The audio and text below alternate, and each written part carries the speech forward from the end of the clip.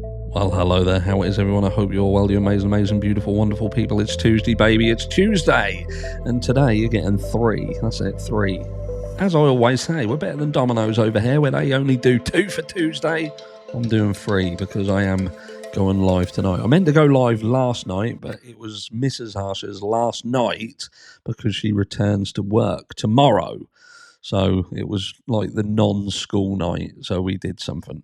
But yes, I'm live tonight, so join me later on. I keep getting messages coming through there. We'll try and ignore those.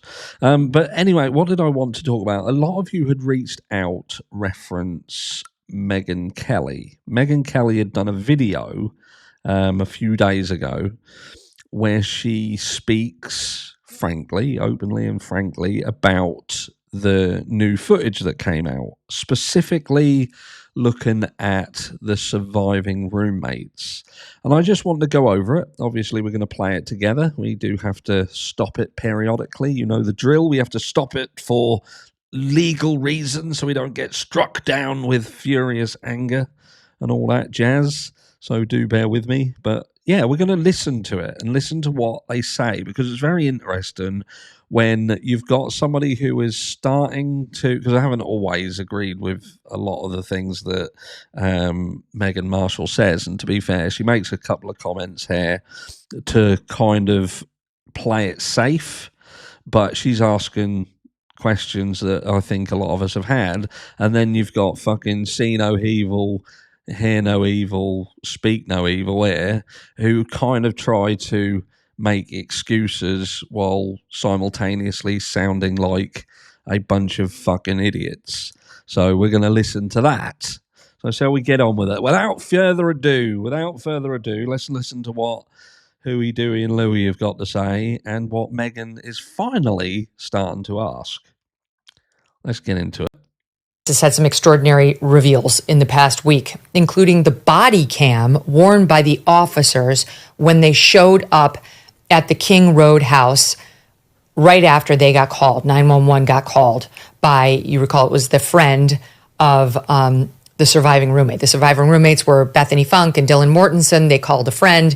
He came over with his other friend, and they discovered the bodies and got the 2 girls out. And again, what we've got to remember here is that that story had changed. It's very important to understand the optics here, because it looked like the media were constantly trying to manipulate the optics. And we was originally told that these were called over because Xana Kanodel's door, her room, couldn't be accessed. So they called this strapping lad over so he could help them access the room, because they were trying to, find out whether Xana was okay. That had then changed over time to eventually allow us to understand that not only was that door not shut, but it was open, and Xana Kanodel was laying in the doorway and had been seen hours previously by the surviving roommates. So let's just get that straight. Cop showed up wearing body cam. And for the first time, we see one of the main people in this case, Dylan Mortensen, who's the only one who laid eyes on the killer, who we now know as Brian Kohlberger by his own admission. Moments after he committed the murders, he was walking out of their house, and she opened her bedroom door for, I think, the 4th time and laid eyes right on him, and he kept going. But she was the one who said he had bushy eyebrows and described. So again, the bushy eyebrows. Again, I have to pull up where things need to be pulled up. She never stated that Brian Kohlberger had bushy eyebrows. And I don't understand why people can't understand that little detail. She had done multiple interviews, and including multiple interviews, she had made communications between herself and Bethany Funk, and at no point had mentioned bushy eyebrows, despite apparently staring at this person in the face. It weren't until law enforcement had kind of planted that seed that then become a more virulent factor here. But it's important to understand that. build and that he was wearing some sort of a mask. So here she is on camera, and then she did not call the cops for another 8 hours, which became very controversial. Here she is on camera talking to the cops in SOT 33. What do you remember seeing when it started?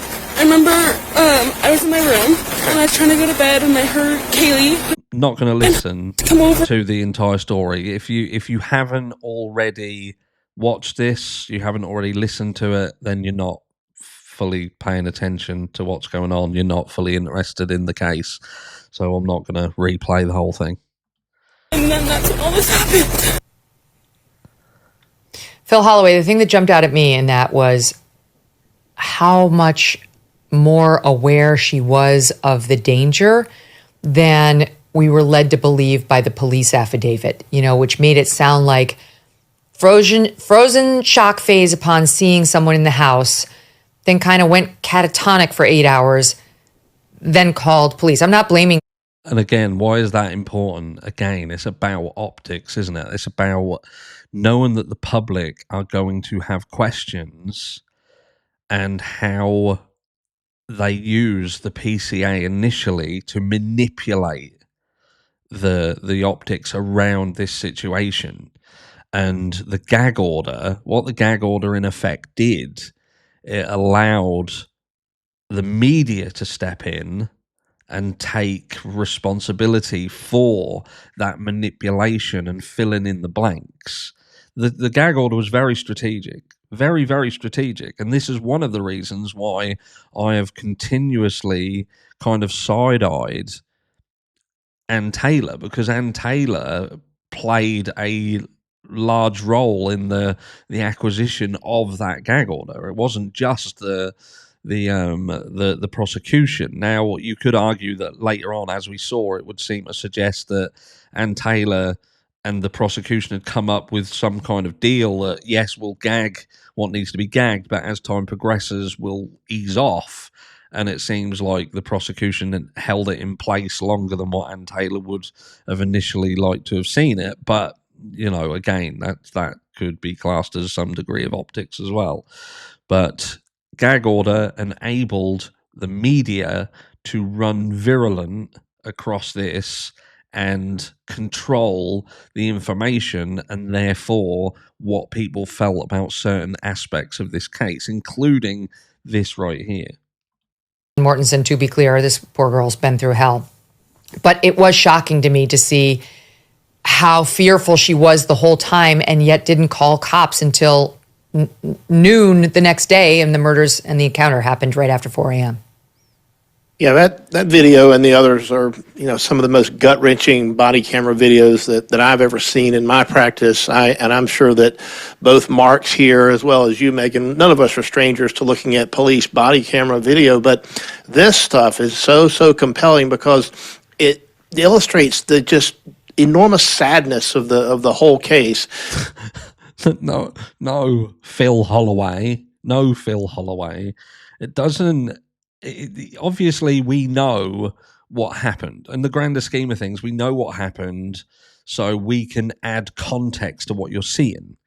And it's that knowing what happened is what provides you the sadness. Now, the video itself, when you're looking at the body cam footage, what that actually does is not about sadness. It's about fucking confusion as to why this situation is happening 8 hours later than what it should have done, and there being no explanation that would make that make sense. And let's see if they try to make sense of it, because I can guarantee you they're going to try. For anyone who's been living under a rock until this afternoon, what we now know, of course, is that Bryan Kohberger's defense team, they're the ones that made a plea offer to the prosecutor to take the death penalty off the table in exchange for a guilty plea. And of course, the prosecutor accepted Kohberger's offer. And again, why is this piece of information relevant to the conversation? The conversation is about the body cam footage in the aftermath of this crime, when they arrive 8 hours after the crime happened and questioning the behavior surrounding the surviving roommates based on, as aforementioned, this delay that doesn't make any logical sense. Now, what Phil is doing is being deflective and saying there's nothing really to see here because Brian Koberger is the person who done it. So you don't need to really question anything, while simultaneously ignoring the fact that taking a plea deal, even initiating a plea deal, is not the same as a full confession and offering up information that would lead you to absolutely undeniably know that Brian Koberger did this crime. I've spoken about this at length. Many people have reached out to me at length, literally over the last few hours. There are so many possibilities, probability, plausible ideas and scenarios that would potentially see Brian Koberger plead out and still be innocent of this crime. There simply is. I'm not saying that's what's happened here, but it's not something that is completely impossible. It simply isn't. And if people want to say, no, it is impossible for there to be an alternative here, other than Brian Koberger is just the person who did it, then again, I'd just say that you're not paying close enough attention. But this segment here was deflective. Where we are, no wonder he pled guilty, because he knew that when a jury saw that and some of the other very compelling stuff, they would have the emotional reaction that I know I'm having, and I think most people who have a soul have. Not necessarily. Again, it's optics, isn't it? You can take segments of things and look at them and think that's really sad. But if you've got the defense given other information about what had happened potentially on the night of this crime, which I'm going to dig into in video 2 later, which looks back at a post that was from 2 years ago that was referencing what was it Bethany Funk, I think, had actually spoken to the Chapin family about, which says that there was 2 completely different stories between Dylan Mortensen and Bethany Funk. And Bethany Funk has been off grid. And then you start saying to the jury, look, this crime happened. There'd been fights earlier on in the evening. There'd been issues surrounding these students on the peripheral. And then we have a delay in calling law enforcement that was no less than 8 hours. People are going to start saying, what is going on here? What is going on here? And they see this kind of thing, and it just illustrates how, the utter evilness of the case. And I keep going back, and I hate to be the dead horse. I keep going back to why is the death penalty off the table? But good question. What you could still argue why this didn't go to trial, but again, he's not digging into that, is it? He's not. This is a big question for a lot of us. This case, if the prosecution genuinely believed Brian Koberger was the person who did this crime, he was the sole perpetrator in this crime, and how heinous and grotesque it was, why wouldn't they have taken it to trial? Why? Give me a viable reason for them not saying, no, fuck him. He's approaching us. He doesn't want to get executed, but he's come to our town, entered into a house of these individuals and committed this crime the way that we've been told, the public have been told that it happened. Why didn't he take it to trial? That's the $1 million question. And why is this dickhead not really addressing the entire purpose of this video, and that is the behavior surrounding this delayed 911 call and subsequent information and insight into what had happened and what they were acutely aware of that was going on, and a non-reaction to it. Oh, I don't blame Dylan Mortensen even one bit for this crime or anything. They were not savable. The 4 victims were not savable. If she had called 911, 5 minutes after, it doesn't seem like they would have been saved. They were so extreme. Doesn't seem like, again, because of what we've been told. We don't know that. Again, is it beyond the realms of possibility to believe that at least one of them could have been saved? Could something have been done? Something of of could any of them been actually saved from being attacked? Do you know what I mean? If there was more people in that house, you're looking at one assailant. That's what they're trying to tell us.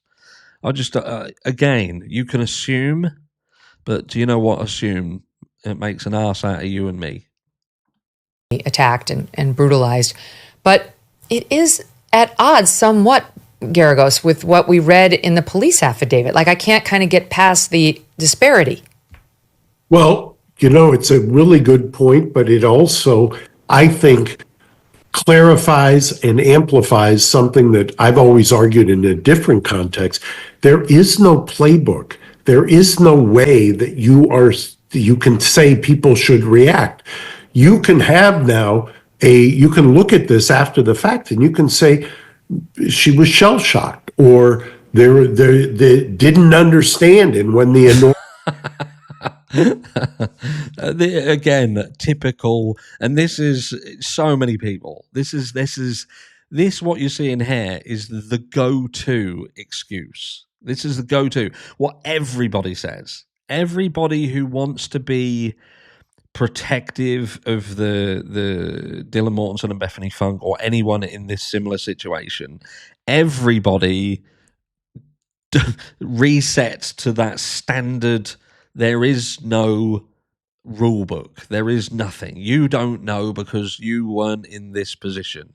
There is no set thought construct around hearing your roommate screaming, hearing thumping about, lumping about, hearing sounds like firecrackers, potentially firearms, who knows, seeing an individual who shouldn't be in your home after hearing the aforementioned screams and thuds and thumping and running about.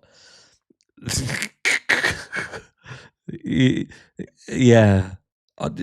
Piss off.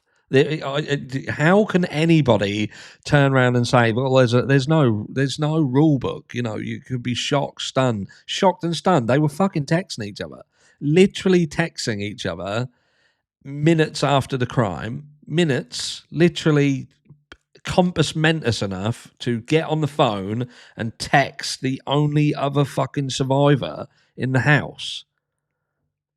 Are you fucking kidding me? Are you kidding me? But again, I didn't expect anything different. You got one who completely ignores the entire purpose of the video and just goes on about how Koberger's pled guilty to it. And then him, Gregorus, whatever his fucking name is, he just turns around and again just gives you a boilerplate response to basically say, well, if you see somebody running about in your house, you hear somebody running about in your house, you basically see your mate laying in the fucking doorway of a room, bleeding out, you hear screams and firecrackers and stuff, and see a masked assailant, you basically don't do fuck all. You don't do nothing about it. Definitely don't call the police. The po-po. of it kind of clicked, that then there was that emotional reaction. That's always been when people point to somebody, and I've been on the receiving end of a client who didn't act right. My retort is, I don't know how you're supposed to act. I don't know what was going through their minds at the point and how they had grappled with it. And it works for virtually everybody. Nobody reacts the same way to any same stimuli. You refer there to Scott Peterson, I assume, because we've discussed that. And I know I was not thinking that, Megyn, but okay. But it also applies to him, I think you'd say. I knew you would default to that. Okay, wait. I want to show you another clip, and then I'll bring you in, Iglarsh. Here is more of the police interviewing Dylan Mortensen in SOT 35. I heard her scream and run as fast as she could downstairs, and she said someone's here. And then I heard Murphy barking a lot. And we just fell asleep. Again, I'm going to fast forward through this because I can't listen to her fucking voice. I'm not saying that Dylan Mortensen was involved in the deaths of these individuals. I don't believe that for 1 second that she physically did anything. I'm not saying that it can 100% be ruled out. I don't know. That her behaviour around the 911 call, I believe that they knew what happened before 911 call. That's my opinion. I appreciate that some people don't agree with it, but There you go. And I can't listen and continue to listen to this bullshit. Okay, so there's a lot in there, Mark Eiglarsh, including she heard screaming. She heard one of her roommates scream. She heard sobbing. She saw that there was a strange man in the home wearing. How are they going to get around this? How are they going to get around this bit? Ask. She called the other roommate. They blank out the name there, but she's saying Bethany, the other surviving roommate. She called her. She was scared enough. She called the other surviving roommate, who said, maybe I thought I saw like a firework inside. And then she saw Xana down post-attack. She said she thought she was passed out, or that Dylan was out of it. I guess I just don't, I still wrestle with how could you hear your roommates screaming and sobbing? Exactly fucking right. Exactly. If anybody, I'm telling you now, and I'm just going to bring my beautiful face back up for a second because I'm going to put this right here. If you are someone who's sitting around and you don't feel that this entire situation deserves to be questioned at all, or you're not scratching your head, then you're just not fucking paying attention. You're not. You're in denial. You're in denial is what you are. You daren't. You're a fucking pussy and you daren't question things. If you are somebody, whether you be a content creator or someone in the comments or whatever, and you're not turning around and saying, look, this is a bit fucking weird. This is a bit weird. And is it indicative of something that is a little bit off here? Then I'm just calling you out straight away. You're a fucking pussy. You're disingenuous. You're a pussy. You're pandering to your audience because you've got no balls and you don't want to say anything to shake the fucking apple cart. You don't want to upset the people who are in your comments who are more sheep. You want to feed into that because you're protecting your money, protecting your coin. Fuck the money. Fuck all that. And just question the things that need to be questioned and stop being pussies about it. Because you make me sick. You make me sick when you daren't question things that need to be questioned. At least this person here, Megyn, has actually got the balls to turn around and say, look, I'll wrestle with this because this is a bit fucking weird. Because it is weird. And if you don't think it is, you're a knobhead. Give your head a wobble. See one down Megyn. And not call sooner. I'm not blaming. Megyn, I just genuinely am searching. Megyn, okay. So first, I agree with Phil. This would have been a compelling witness if this went to trial, and who knows what would have happened there. But I start the analysis with, this could be my daughter. I have 3 kids. One just graduated from college. 2 are in college. So this could be my daughter. And so my daughter could be on Megyn Kelly's show and all these networks and now being analyzed by all of you, substituting what you think you would have done in that scenario. Fucking hell, mate. For a start off, even your hair is scared of your face. It's fucking running away from it. But this could be my daughter. It's like, this is the disingenuous nature, right? This is obviously a legal professional. Do you know what I mean? Someone who's in law. So he makes his money basically by being fucking deceptive for a start. And that's like what I've always said. Even if these individuals were my children, and I had this situation, I would question them. I would question as to what had happened. Now, this prick turns around and basically says, this could be my daughter and she'd be all over here and being analysed. Stop fucking making excuses and explain it then. You're being deflective. That's what you're doing. You're trying to make people feel guilty for asking questions. That's what you're doing here. The question exists. The confusion exists. There is a huge fucking delay between when this crime happened and when 911 were called, and this individual is literally stating what they saw, what they heard, which includes and is not limited to, basically, their roommate fucked up on the floor, hearing screams, hearing running around the fucking house, and they didn't pick up the phone and call 911. Yet, we have proof through documentation that they were compass mentis enough to continue using their phones for internet searches, photos, videos, communications, or attempted to communicate, but they didn't communicate with law enforcement for 8 fucking hours. And you want to try and be deflective here, and that is inappropriate. Well-intended, but I sure know if this is my daughter, or this girl in particular, she's well-intended. And she did the best she could at her level of awareness at that moment. And just like Garrigo said, at that moment, that's the fucking problem. She done the best she could at that moment.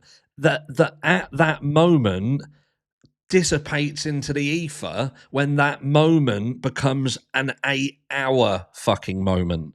I can understand if someone turns around and says, well, they didn't call 911 in that moment, but then 20 minutes later, they call 911. A moment isn't 8 hours. That's a working fucking day, isn't it? That's a working day. That ain't a moment. That ain't a fleeting moment, a passing... Fucking hell. there's no typical way to act. It's really problematic as a defense lawyer, as a father, as a human being, to continue to hear people say, well, they should have done this, they could have done this, without ever really hearing what they were going through and or ever being in that particular abhorrent scenario, the worst moment of your life, being questioned by law enforcement. I praise her for having the courage to answer the questions, to help out with this investigation, and nothing that she did was nefarious in any way. Get the fuck. Defense lawyer. And what you saw there was a defense lawyer defending someone who needed to be defended. And the fact that he got his heckles up so much shows you that he went into work mode. He's in work mode. He thought he was in the fucking courtroom. How dare you question my client in this abhorrent situation? Well, we can question her. She didn't call 911 in 8 hours, mate. And you just turned around and said, in this moment. A fucking moment isn't 8 hours, is it? You goof. You goofy bastard. But well, what no about one suggested it was. Scott Peterson's nefarious. No one's suggesting it's nefarious, so and you can save your umbrage and outrage. No one's suggesting it is. Save your umbrage and outrage. Yeah, basically, wind your fucking neck in. Wind your neck in, mate. We're just questioning things. We're questioning. And I'll tell you what, I'm going to leave it there. Fuck them pair. Because you can see what's going on here. But it's like, this is what people do, right? He did exactly what everyone else does in the comments who are the guilters, should we say. You would get aggressive. As soon as there's a question, you get aggressive. You get nasty about it. It's like Megyn said there, save it. Where there's a question and a question deserves to be asked, then wind your fucking neck in. Wind your necks in. I saw Jules of all trades had said something, about she'd made comments about Ethan Chapin's family and the erasing of Ethan Chapin. And she got attacked for it. Absolutely fucking attacked. And you think to yourself, I just look at people and I'm just like, people are just dickheads. As soon as you don't say something that they don't like, they get nasty. Like this dude on here, you know what I mean? Say something he don't like, immediately gets nasty. Well done, Megyn Kelly, for questioning something that needed to be questioned. And fuck them three for trying to make excuses for it, because there's no excuse for it. There is no excuse for it. It deserves to be questioned because there is no logical or reasonable explanation that would suggest that this individual who saw screams, heard screams, you don't see screams, do you? You heard screams, you saw your roommate bashed up on the floor, you heard running around the house, you saw a masked assailant, and you did fuck all. Question it. What's wrong with questioning it? Love you all. I'll catch you all in video 2 later today.